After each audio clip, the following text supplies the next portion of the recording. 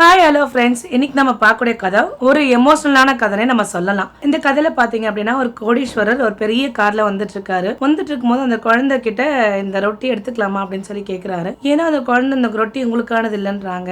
ஏன்னா அந்த கோடீஸ்வரர் ஒரு பெரிய செயலை செஞ்சிருக்காரு. என்ன செயல் அவர் செஞ்சிருக்காரு வாங்க இந்த வீடியோ மூலமையா பார்க்கலாம். ஒரு வெள்ளை கலர் கார்ல விக்ரம் சிங்னு ஒருத்தர் வந்துட்டு இருக்காரு. வர இடத்துல ஒரு சின்ன கிராமம். அந்த சின்ன கிராமத்துல ஒரு மூலையில ஒரு டீ கடை இருக்கு. அந்த டீ கடையில பாத்தீங்கன்னா சமோசா, பன், டீ, பிரெட் பக்கோடா இதெல்லாம் வித்துட்டு இருக்காங்க. ஏன்னா விக்ரம் சிங் அங்க நிறுத்துறாரு. அங்க நிறுத்திட்டு அந்த ஊரோட அழகெல்லாம் பாக்குறாரு. ரொம்ப அழகா இருக்கு இந்த ஊர், இந்த கிராமம் அப்படின்னு சொல்லிட்டு பாக்குறாரு. டீ கடை பக்கத்துல இருக்கு. டீ கடை போய் டீ குடிக்கலாம், பிரெட் பக்கோடாவும் சாப்பிடலாம்னு சொல்லிட்டு போறாரு. அவரை பார்த்தா ரொம்ப வசதியானவரா இருக்கு. அதாவது நல்ல பணக்காரர் மாதிரியும் இருக்கு, ஒரு பெரிய தொழிலதிபர் மாதிரியும் இருக்கு. நல்ல வசதியானவரா இருந்தாலும் அவர் அந்த சின்ன கடைக்கு ரொம்ப ரசிச்சு வராரு. நம்ம கண்டிப்பா இந்த கடையில டீ குடிக்கலாம் அப்படின்னு. ஏன்னா நம்ம வந்து கீழே இருந்து வரவங்களுக்கு உதவி பண்ணணும். நம்மலாம் போய் டீ குடிச்சா அவங்களுக்கு வந்து அந்த தொழில் பண்றதுல ஒரு நம்பிக்கை உண்டாகும் நினைக்கிறாரு. நினைச்ச டீ கடைக்கு வராரு. ஏன்னா அங்க டீ கடைக்காரர் இல்ல. டீ கடைக்காரர் இல்லாம அங்க ஒரு பக்கத்துல ஒரு குழந்தை, ஒரு 8 வயசுல ஒரு குழந்தை இருக்கு. 8 வயசு குழந்தை ஒரு பெஞ்ச்ல உட்காந்துட்டு இருக்கு. இந்த கடையில யாரும் ஆள் இல்லையா அப்படின்னு கேக்குறாங்க. ஆள் இல்ல அப்படின்றாங்க.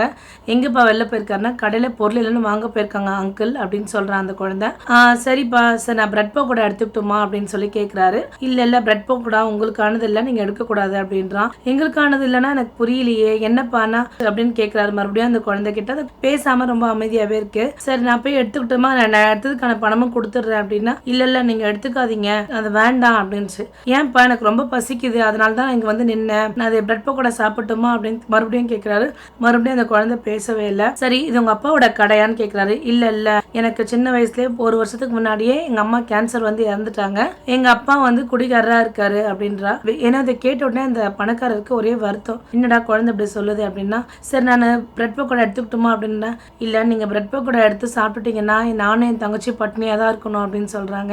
ஏன் அப்படி சொல்ற அப்படின்னு அவர் கேட்கிறாரு. இல்ல இது விற்காம போனாதான் எனக்கு அவர் கொடுப்பாரு என்னமாவே, இதை வாங்கி காலி அடிச்சா நானும் என் தங்கச்சி நீங்க பட்னியா தான் இருப்போம்னு அவர் கண்ணெல்லாம் கலங்கிடுது. ஒரே வருத்தப்படுறாரு, வேதனைப்படுறாரு. சரி இந்த கடையில உனக்கு என்னென்ன தேவையோ அதை எல்லாமே எடுத்து நீ சாப்பிடலாம், எல்லாத்துக்கும் பணம் நான் தரேன் அப்படின்னு சொல்றாரு. அந்த குழந்தைக்கு ஒரே சந்தோஷம் இருந்தாலும் அந்த குழந்தை வந்து இல்ல எனக்கு வேண்டாம், நான் பிரெட் பக்கோடாவே அவர் தருவாரு, நீங்க வாங்காம இருந்தாலே அவர் தருவாரு அப்படின்றா.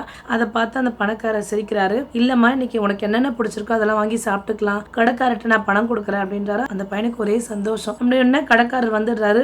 வந்த உடனே பிரெட் பக்கோடா எடுத்துக்கிட்டேன், இந்தாங்க 1000 ரூபாய், இந்த குழந்தைக்கு என்னென்ன தேவையோ அதெல்லாமே கொடுத்துருங்கன்னு சொல்லி கொடுக்குறாரு. ஒரே சந்தோஷமா இருக்கு அந்த டீ கடைக்காரருக்கும். சரி இந்த குழந்தையோட வீடு எங்க இருக்குன்னு உங்களுக்கு காமிக்க முடியுமா அப்படின்னு சொல்லிட்டு கேட்கிறாரு. கண்டிப்பா நான் காமிக்கிறேன் அப்படின்றாரு. வாப்பா உங்க வீட்டுக்கு போலான்னு சொல்லிட்டு அவங்க வீட்டுக்கு டீ கடைக்காரரு, அந்த குழந்தை, அந்த பணக்காரர், இந்த 3 பேருமே போயிட்டு இருக்காங்க. ஒரு சின்ன தெரு. அந்த தெருவில் பார்த்தீங்க அப்படின்னா பெரிய வீடு, ஒரு ஷீட் வீட்லாம் எதுவுமே கிடையாது. இந்த மண்ணால பூசின வீடு தான் இருக்கு. மண்ணால பூசின வீடு தான் அந்த குழந்தையோட வீடு. மேலே பார்த்தீங்கன்னா ஒரு கூரை கூட இல்லாம தார்பாய் போட்டிருக்காங்க. ஒரு அடுப்பு இருக்கு, மண்ணால செஞ்ச அடுப்பு. ஒரே ஒரு ரூம் மட்டும் தான் இருக்கு. அந்த வீட்டில் பார்த்தீங்கன்னா கரண்ட் இல்ல, ஃபேன் இல்ல, ஒண்ணுமே இல்ல, லைட் இல்ல, விளக்கு மட்டும் தான் அவங்க ஏற்றி வச்சுக்க முடியும், மற்ற எதுவுமே அவங்களால செய்ய முடியாது. ஏன்னா இதை பார்த்துட்டு விக்ரம் சிங்க்கு ரொம்ப வருத்தப்படுறாரு. ஐயோ இந்த குழந்தை நிலைமை என்னன்னு சொல்லிட்டு, இப்படி இருக்காங்களே இந்த குழந்தை இவ்வளவு கஷ்டப்படுறாங்களே, எங்கப்பா உங்க அப்பானா, எங்க அப்பா எங்க குடிச்சிட்டு எங்க விழுந்துட்டு இருக்காரு தெரியல அங்கிள் அப்படின்னு சொல்றான். அதை நினைச்சு ரொம்ப வருத்தப்படுறாரு. சரி நான் பக்கத்து வீட்டுக்காரங்க யாரா இருந்தா கூப்பிடுப்பா அப்படின்னு சொல்றாங்க. பக்கத்து வீட்டுல ஒரு வயசான அம்மா வராங்க. வாங்க யார் நீங்க அப்படின்னாங்க. இந்த மாதிரி நான் டீ குடிக்க வந்தேன், இந்த குழந்தையோட நிலைமையை பார்த்தேன் அப்படின்னு சொல்றாங்க. ஆமா அவங்க அம்மா போன வருஷம் தான் கேன்சரால இறந்தாங்க, அவங்க அப்பா பெரிய குடிகாரனா இருக்கான், இந்த பிள்ளைங்களை கவனிச்சுக்க மாட்டான், அவன் பொண்டாட்டி போன கஷ்டத்துல இப்படி ஆயிட்டான், நல்லாதான் இருந்தான் இப்படி ஆயிட்டான் அப்படின்னு சொல்லிட்டு வருத்தப்படுறாங்க. சரி பாட்டி எனக்கு ஒரு உதவி பண்றீங்களா? என்ன உதவிப்பானா, அந்த குழந்தைங்களை பத்திரமா பாத்துக்கிறீங்களா, இந்த குழந்தைங்களை பாத்துக்கிறதுக்கான பணத்தை நான் உங்களுக்கு தரேன் அப்படின்னு சொல்றாரு. இல்லப்பா எப்பவுமே இந்த குழந்தைங்களை என் குழந்தை மாதிரிதான்ப்பா நான் பாத்துக்கிறேன் அப்படின்னு சொல்லிட்டு அந்த பணக்காரர் என்ன பண்றாரு, அந்த பாட்டி கிட்ட 5000 ரூபாய் பணம் கொடுத்துடுறாரு. அந்த பாட்டி கிட்ட 5000 ரூபாய் பணம் கொடுத்துட்டு சரி பாட்டி நீங்க அந்த குழந்தைங்களை பத்திரமா பாத்துக்கோங்கன்னு சொல்லிட்டு கிளம்பிடுறாரு. கிளம்பி ஒரு வாரம் கழிச்சு வராரு. ஒரு வாரம் கழிச்சு வந்துட்டு என்ன பண்றாரு, அந்த வீட்டுக்கு கூரையெல்லாம் போட்டு தராரு. கூரை போடுறது மட்டும் இல்லாம சோலார் லேம்ப் போடுறாரு. அந்த குழந்தைங்களுக்கு படிக்கிறதுக்கு டேபிள், சேர், அதுக்கப்புறம் வந்து கொஞ்சம் புக்ஸ், சில துணி எல்லாமே புது துணி எல்லாமே வாங்கி வைக்கிறாங்க. கிட்டத்தட்ட அவங்க அப்பா போய் ஒரு வாரம் கிட்ட ஆச்சு. அந்த குழந்தைங்க நிலைமை என்ன ஆச்சுன்னு கூட அவனுக்கு தெரியாது. ஏன்னா அந்த சரியான கொடி போதையில அவன் அங்கங்க விழுந்து கிடக்குறான். அந்த பாட்டிமா தான் அந்த குழந்தைங்களை ரொம்ப சொந்த அம்மா அப்பா போலவே பாத்துக்கிறாங்க.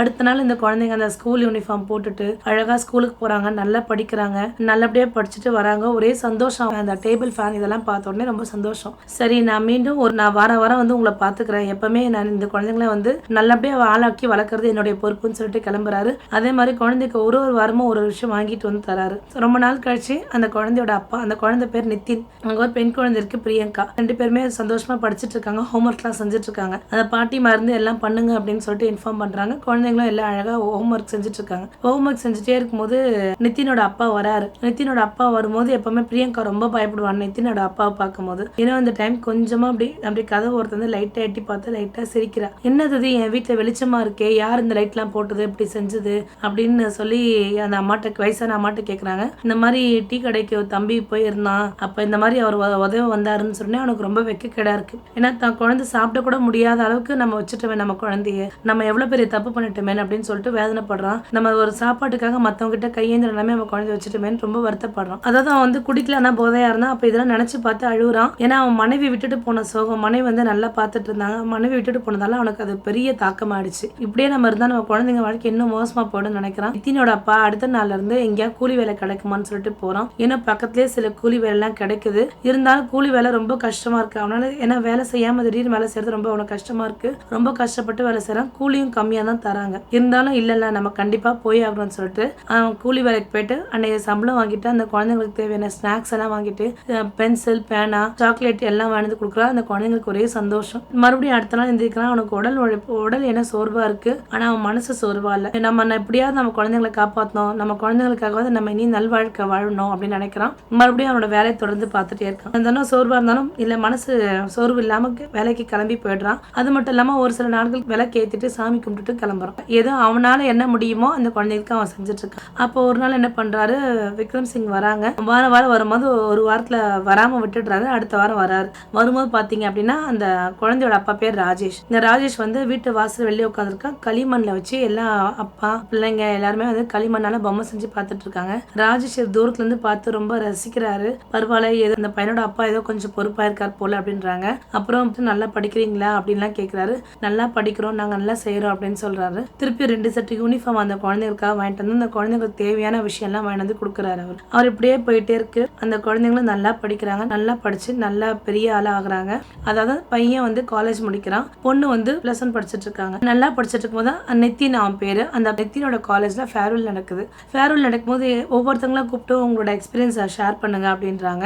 அப்ப நித்தின் என்ன பண்றான், நான் என்னோட எக்ஸ்பீரியன்ஸை ஷேர் பண்றேன்னு சொல்லிட்டு நித்தின் வந்து ஷேர் பண்ணும்போது சொல்றான், எனக்கு ஒரு வாழ்க்கையில எனக்கு ஒரு தேவதை கிடைச்சது.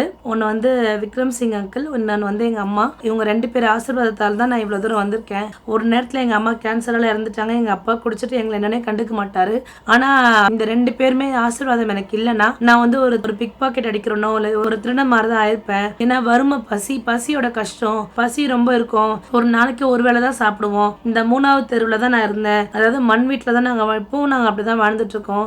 எனக்கு என் வாழ்க்கையில வந்த தேவதையால தான் இன்னைக்கு நான் வாழ்க்கை ரொம்ப நல்லா இருக்கு. அந்த மாதிரி எல்லாரோட வாழ்க்கையில ஒரு தேவதை இருக்கணும். இந்த மாதிரி கஷ்டப்படுறவங்க வீட்டுல ஏதாவது ஒரு தேவதை வரணும். இந்த 2 தேவதையால தான் இன்னைக்கு என் வாழ்க்கை அற்புதமா இருக்கு. படிப்பு மட்டும் இருந்தா போதாது, அந்த படிப்பு ஊக்குவிக்கிற அளவுக்கு பணமும் தேவை, நல்ல நம்மளை ஊக்குவிக்கிறதுக்கு ஒரு நல்ல நண்பனும் தேவை. அந்த மாதிரி எனக்கு எங்க அம்மாவோட ஆசீர்வாதமும் அந்த மாதிரி விக்ரம் சிங்கோட ஆசீர்வாதமும் இருந்ததால தான் நான் இந்த இடத்துக்கு வந்திருக்கேன். எல்லாருமே படிச்சா மட்டும் போதாது, கொஞ்சம் மனிதாபிமானமும் இருக்கணும், 4 பேருக்கு உதவுற எண்ணமும் இருக்கணும் அப்படின்னு சொல்லிட்டு அவன் கண்களை அழுதுட்டே சொல்றான். அவன் அழுது மட்டும் இல்லாம அங்க இருக்க எல்லாரும் அழுதுட்டு இருக்காங்க. ஏன்னா ஒரு மூலையில விக்ரம் சிங் அங்கிளும் நின்னுட்டு அவரும் கண்கலங்குறாரு. அவன் பேசுறதை நினைச்சு ரொம்ப சந்தோஷப்படுறாரு. நம்ம செஞ்ச உதவியே நன்றி மறக்காம இருக்கான இந்த பையன் என் வாழ்க்கையில நல்லா வருவான்னு நினைச்சிட்டு அந்த இடத்த விட்டு கிளம்பி போயிடுறாரு. பிரியங்கா +1 படிச்சுட்டே இருக்காங்க. எல்லாரோட வாழ்க்கையிலும் ஒரு தேவதை இருக்காங்க. உங்க வாழ்க்கையில யார் அந்த தேவதைன்னு சொல்லுங்க. ஏன்னா அந்த குழந்தை நிறைய கஷ்டப்பட்டு இருக்கு. அந்த குழந்தை ஒரு நாள் பசிக்கு ரொம்ப கஷ்டப்பட்டு இருக்கு. ஏன்னா யாரோ ஒரு தேவதை மூலமா அந்த குழந்தைய ஊக்குவிச்சு நல்லா படிக்க வச்சு நல்ல பசி அற வச்சு அந்த குழந்தை மனசுல இன்னும் அவங்க நினைப்பு எப்பவுமே இருந்துட்டு இருக்கும். சாகர வரைக்கும் அந்த விக்ரம் சிங் அங்கிளை எப்பவுமே மறக்கவே மறக்காது. நம்ம செய்யற சிறு உதவி அவங்களுக்கு பெரிய உதவியா இருக்கலாம். உங்களால முடிஞ்ச சிறு உதவி இல்லாதப்பட்டவங்களுக்கு செய்யுங்க. நம்முடைய வாழ்க்கையில் நிறைய மாற்றங்கள் நடக்கும். மீண்டும் ஒரு நல்ல வீடியோவில் சந்திக்கிறேன். நன்றி, வணக்கம்.